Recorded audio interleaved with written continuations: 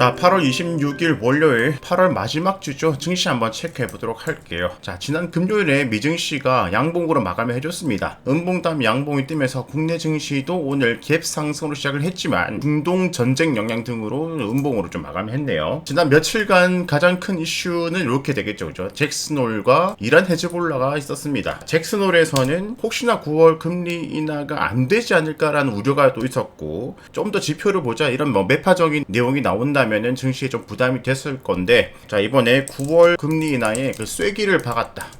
물론 뭐 100%라고 할 순 없지만 거의 99% 9월에 금리 인하가 된다고 보여지죠. 그죠? 그 발표가 있기 하루 전에 음봉이 났고, 이 발표로 양봉으로 마감이 됐던 거예요. 그러니까 미증시 나스닥 같은 경우 쭉 상승을 하다가 오선 타고 급하게 상승을 하다가 이제 너무 많이 올랐다. 특히 차트상에서도 지난번 제시한 가이드라인이죠. 그죠? 요 라인을 계속해서 두드리다가 많이 상승했고 저항이고, 그래서 이제 좀 이런저런 이유를 가지고 시세 차익도 나오면서 좀 단기 하락 쪽으로 가지 않겠는가라고 목요일에 나는데, 잭슨홀 발표가 좋게 나오면서 자, 음봉 중심을 회복을 해주면서 마감이 됐던 거예요. 자, 근데 요것이 끝나고 난 다음에 주말에 이란 헤즈볼라 분쟁이 발생을 해버렸죠. 자, 이란 헤즈볼라 공습 교환, 헤즈볼라 이어서 하마스도 이스라엘 공격을 하면서 새 휴전안이 거부되었다. 자, 이스라엘과 하마스가 휴전 얘기가 나왔었는데 이제 거부를 한다. 이 거부를 누가 좋아하냐? 이스라엘이 좋아한다. 네타냐후 총리가 좋아한다. 자, 네타냐후 총리는 전쟁을 지금 끝낼 생각이 없어요. 전쟁을 끝내버리면 본인의 정치 생명이 문제가 생긴다. 참 이 정치가 문제예요. 그죠? 내 정치 생명을 위해서 전쟁도 하는 거예요. 그죠? 역사적으로 보면 다 그랬죠. 그죠? 히틀러도 본인 때문에 전쟁이 난 거고. 자, 그런데 미국은 전쟁을 끝내길 원하거든요. 특히 민주당에서 해리스가 끝내길 원합니다. 자, 지금 해리스 지지율이 점점점 올라가고 있는데, 이 해리스 지지율에서 가장 아픈 손가락이 중동 전쟁이거든요. 요것이 만약에 해결이 된다 그러면 해리스 민주당 지지율이 더 오를 수가 있겠죠. 자, 그러면 네타냐후 이스라엘 입장에서는 누가 대통령 되는 게 좋냐? 트럼프가 되는 게 좋다. 트럼프. 자, 항상 정치는 얘가 찬성하면 얘가 반대를 하잖아요. 지금 이스라엘 전쟁을 민주당이 반대를 하니까 트럼프가 치고 들어가는 거죠. 왜 반대를 하냐? 나는 이스라엘 지지를 한다. 네타냐후 지지를 한다. 그럼 트럼프 당선은 이스라엘은 원하고 오히려 우크라이나는 싫어하겠죠. 그죠? 우크라이나 전쟁을 빨리 끝내버린다 했으니까 또 싫어하는 세력이 있습니다. 트럼프가 돼서 이스라엘이 힘을 얻게 되면은 그 반대의 가장 큰 적 이란. 그죠? 이란이 트럼프 지지를 엄청나게 지금 막으려고 하고 있다. 그래서 얼마 전에 해킹 사건까지 있었죠. 그죠? 자, 이란은 트럼프가 당선되면 악몽이다. 근데 이스라엘은 좋아한다. 트럼프가 지원해주면은 거의 뭐 동네 깡패처럼 여기 뭐 홍해 있고 이스라엘 있고 여기 가자 지구 있고 여기 헤즈볼라, 레바논, 그 다음에 여기 사우디 있고 여기 이라크 있고 건너가시고 여기가 이란 있죠. 그죠? 지금 여기 치고 있는데 이제 얘도 치고 요 옆에 있는 얘도 치고 뭐 얘도 치고 다 칠 생각이에요. 지금 다 깡패처럼 치고 다니려면은 자원 있어야 돼. 자원. 물자, 뭐 총알도 포탄도 뭐 미사일도 다 필요하죠. 그죠? 이 모든 게 어디서 오냐? 미국에서 온다. 미국에서. 이 미국 지원이 있어야 다 치고 다닐 수가 있는데, 깡패처럼 어깨빵을 할 수가 있는데, 민주당은 자제를 시키고 있고 트럼프는 지원해 주려고 한다. 그래서 미국 대선 결과에 따라서 이스라엘의 앞으로 향방도 또 계속해서 달라질 수가 있겠다. 자, 계속해서 정세를 읽어 나가야 되는데, 지금 단기적으로 이렇게 막 전쟁이 뭐 하마스랑 했는데 이제 헤즈볼라까지 치면서 뭐 엄청난 전쟁이 뭐 일어난 것처럼 하는데, 항상 언론은, 특히 우리나라 언론들은 좀 문제인 게 항상 공포감을 조성을 해요. 자, 이스라엘이 선제 타격을 했는데 거기에 대해서 헤즈볼라가 반격을 했는데 미사일 뭐 300개인가 쐈는데 원래 그 정도 쐈다. 시장에서 어떻게 보는가를 보려면 유가를 보면 돼요. 유가가 막 추세를 돌파하고 전고점을 돌파하러 간다. 자, 중동 정세가 뭐 심상치 않다. 자, 원유 빨리 사들이자. 이렇게 되겠죠, 심리가. 자, 그러면서 원유 가격이 올라가겠죠.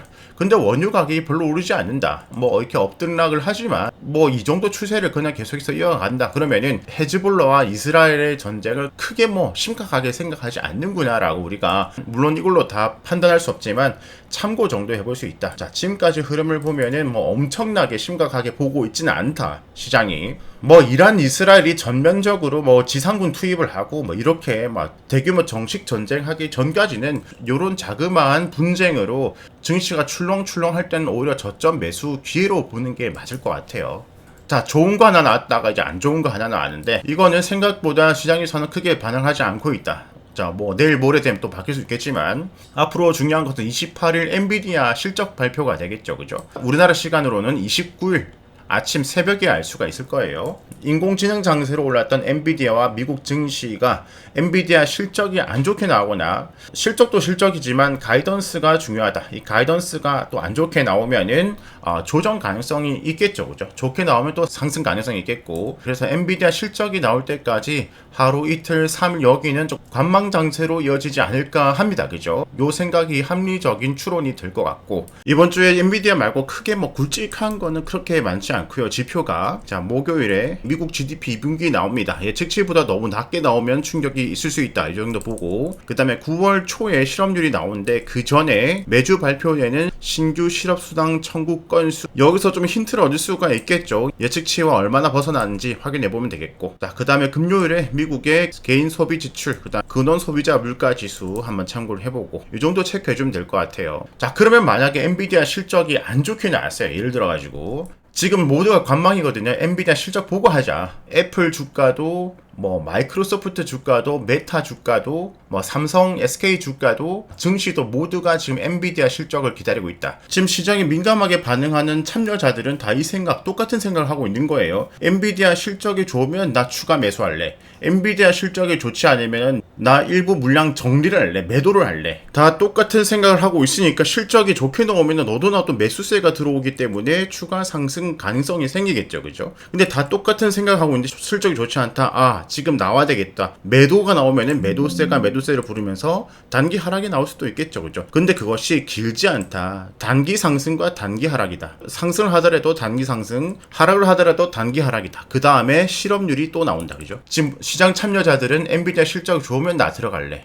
안 좋으면은 다음에 들어갈래. 이 생각을 다 하고 있다고요, 지금. 단기적, 장기적으로 말을 한 게 아니에요. 장기적으로 우하향한다, 장기적으로 우상향한다가 아니라 단기적으로 하락하더라도 그 다음은 반등이 나올 거고 단기적으로 상승하더라도 그 다음에 단기적 하락이 나올 건데 이 단기적 방향성을 결정 짓는 것이 자, 수요일 목요일에 나오는 엔비디아 실적 발표가 되겠다. 우리도 역시 엔비디아 실적을 보고 본격적으로 투자를 하는 것이 맞지 않겠나. 그 전까지는 그날 돌아가는 순환매 테마 종목의 단기 단타로 하루 이틀 정도 먹고 나오는 그 정도 수준을 유지를 하다가 그죠. 근데 만약 실적 좋게 안 나왔다. 하락을 하겠죠. 그죠. 하락하면은 하락 폭이도 크지 않을 수도 있다. 지금 20선이 그렇게 멀지를 않아요. 밑에서부터 많이 상승했는데 20선 저기 아래에서 상승했기 때문에 상승하고 20선 지지까지 얼마 안 남았고 그 부분이 여기 갭 부분과 여기 매물대 만나는 부분이기 때문에 오히려 실적 발표 다음에 내려가면 사고 싶었던 종목들 좀 줍줍을 생각해 볼 시기로 봐야 되지 않을까. 지금 상황에선 또 그렇게 보여지고요. 또 며칠 뒤 또 상황이 변하거나 또 다른 상황이 발생을 하고 또 다른 시야가 생겼을 때 계속해서 증시 읽어 나가도록 할게요. 여러분들도 계속해서 함께 읽어 나가면서 개인적인 전략을 계속해서 수정 보완해 나가셨으면 좋겠습니다.